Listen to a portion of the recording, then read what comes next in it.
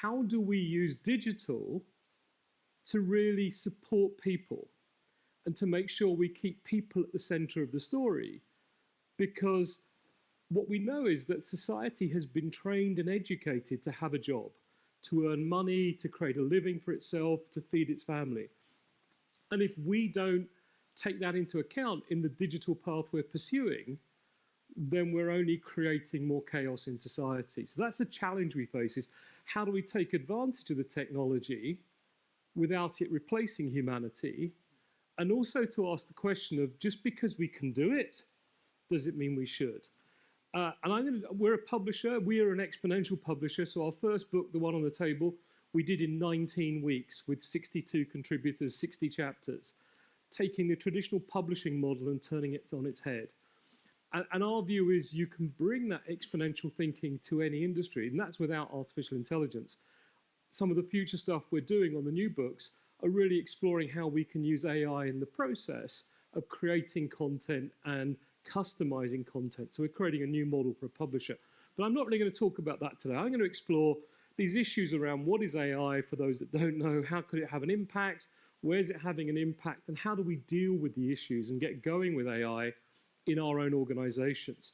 And what we know from our research and our consulting work and from all the authors who've contributed is there's a very common story about how people avoid being shocked by the new. And that is that they think about 3 time horizons. So right now, they're thinking about what are those critical things we have to do to move our business forward in the next 12 months, one of which I think for everyone is to really understand AI. You can't make good decisions about the technology if you don't understand it. In 2015, in September, I was in Shanghai talking to one of the world's biggest law firms. And one of the good guys stood up and challenged me and said, I don't think AI is worth looking at. And I said, why is that? And he said, well, I worked in a company where they did an AI project 10 years ago, and it wasn't very good. And I was like, well, actually, if you're a lawyer advising your clients, I wouldn't be charging very much if your knowledge is 10 years old. Someone else from that same company stood up and said, I don't believe we need to change. What you're saying is rubbish. I see no evidence in the marketplace of a need for change. I hear nothing from my clients, and that's an important phrase, I hear nothing, i.e. I'm not listening, that says I need to change. And I don't believe from what we're doing that we need to change. That company, S.J. Berwin, went into receivership, i.e. went bankrupt 2 weeks ago in the UK, because it wasn't because they were doing too much thinking about the future. The challenge is really to make sure that one of those vital things we're doing, one of those few things that we really do well this year, is get our heads around AI. Secondly, we have to think about, in the next 1 to 3 years, where is growth going to come from? And that's one of the areas where, if we look at what's changing in the world around us, we'll see how the technologies can help us, how they can create new options, or how they might challenge the assumptions we have about what the future looks like. And finally, we need that 4 to 10 year radar. And that's where I think AI is really critical, because it really will reshape industries. Armed with that knowledge, then we have about a 3 year window to really get our organization thinking digitally, being agile, being smart, being innovative, so it can cope with any scenario for what might come in the future. But that really is about understanding how technology is changing our world. And what we see is there are risks and opportunities. So if you take the legal industry, a $650 billion industry, most lawyers are worried about how AI will destroy their jobs and make it an irrelevant industry where the client does it all themselves with technology. But the other side of that story is that actually AI and other emerging technologies are rewriting the global economy. It's $78 trillion today, will be about $128 trillion in 10 years' time. So actually there's a phenomenal opportunity to tap into how these technologies are changing the world, particularly if you're a law firm or a service provider. The question for most of us is, are we ready to make that journey? Most of the time when people tell me why they don't have time to look at AI, it's nothing to do with AI, it's to do with all the other crap they're doing in their business that's no longer relevant. And what we see is really what's going on is a clash between two worlds. On the one hand, we have this new planet of people born digital, thinking digital, you're hearing them here. They don't see cars, they don't see planes, they don't see houses, all they see is data. On the other hand, you've got those of us who are born physical, where we're trying to use the technology in our business, but we don't have a digital mindset.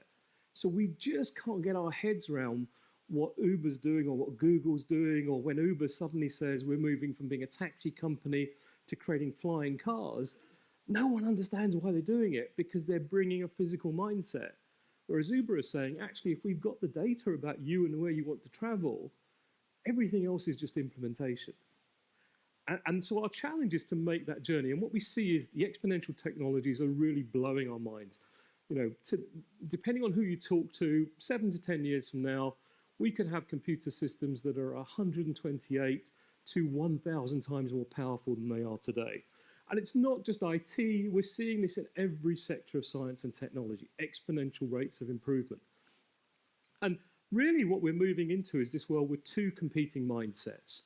The Star Wars, Donald Trump mindset that says winner takes all, destroy the competition, obliterate anything that you don't like, and really be the most powerful player in your industry, versus the abundance mindset, the Star Trek mindset that says actually all of these technologies are giving us virtually free food, free transport, free information distribution. And AI is very much a Star Trek technology. It puts us in a position for abundance. And what we see is it's playing out now. So robotics is a field of AI. This is a robotic construction system that lays 1,000 bricks per hour. That is 16 times faster than a human. That is exponential. This is a construction company in China that designs its buildings using AI, prefabricates the structures in the factory, and then simply plugs them together like Lego bricks on site. And it built this 57-story building in 19 days. And this is not a one-off, this is their model. What we're seeing is that thinking where people are saying, how do we use AI to transform our business? And how do we use smart thinking is coming into all sorts of sectors. Airbnb handles 90 times more employees than 90 times more bedrooms than the average hotel group per employee. Tangerine Bank handles 7 times more customers per employee than the average bank. The people they have are no different to the people you have. They're simply allowing them to think about how do we use these technologies to support bright people to create innovation. The really powerful one for me is Local Motors. They can produce a new car model 1,000 times cheaper than a typical car company. Why? Well, the typical Ford has about 5,000 components. The typical 3D printed Strati designed with AI has 50 components. These guys, a typical car factory requires an output of about 50,000 cars to make money. These guys are creating factories around the world which will produce 2,500 cars and make a profit because they're 3D printing. They're totally transforming how we think with these exponential technologies. And obviously there's a big commercial return. You look at Uber's valuation, it's valued at more than Ford and General Motors combined. And it doesn't own a single car or a single driver at the moment. It's building driverless vehicles. So AI then, what's that about? We all know about AI. It's really about creating technologies that at least behave in the same way as humans do in terms of reasoning, processing language, interpreting information. By the way, you can have copies of all the slides, but you're welcome to take pictures as well. And why is AI getting exciting now? Well, there's a few things. One is more and more money. The likes of Google and Facebook, these giant information processing engines, have thrown huge amounts of money at this. Baidu, all sorts of people. Secondly, big data. We're amassing the kind of data that lets the machine learning systems really become more powerful, and we've needed AI to process that data.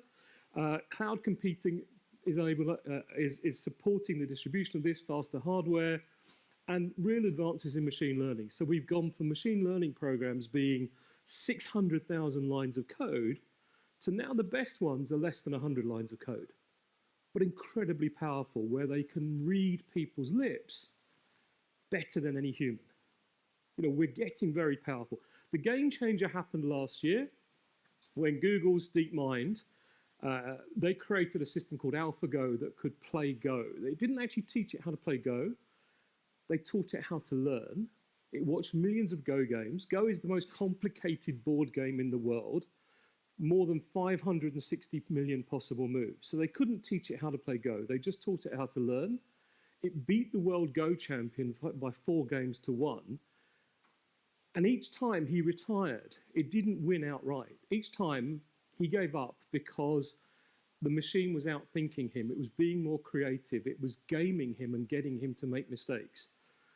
That level of capability with AI was about 10 years ahead of where we thought it would be. Now people are saying we could use this to redesign economies, to redesign food chains, to design drugs, to create even a whole new field of science.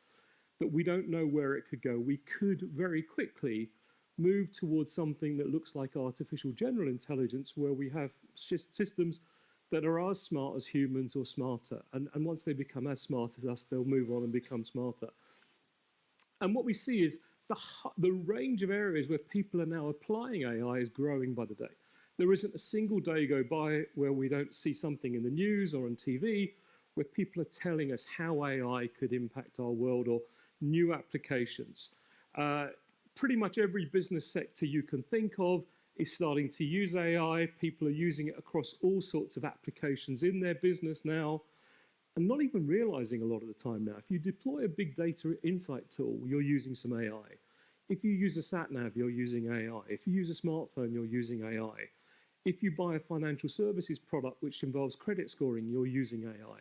It's embedding itself in our world right now.